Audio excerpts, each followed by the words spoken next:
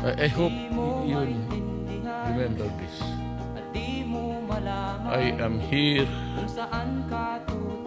because I love my country and I love the Filipino people. Sinabi ko sa inyo, kung magka-diferensya tayo, kunting bagay, okay lang sa akin. Either I apologize or kayo. Pero sabi ko, wag lang ang bayan. Kasi pag bayan na wala na tayong pinag-usapan. It's a country. Now,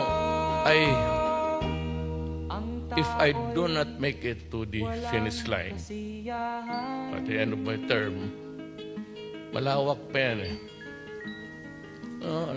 It's yung swerte ng tao, it's ordained by destiny.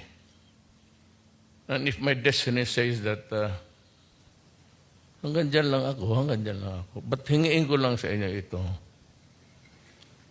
Trilyon yan.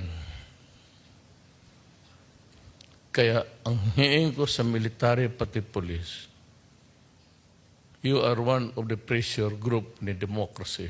The other one are the Congress.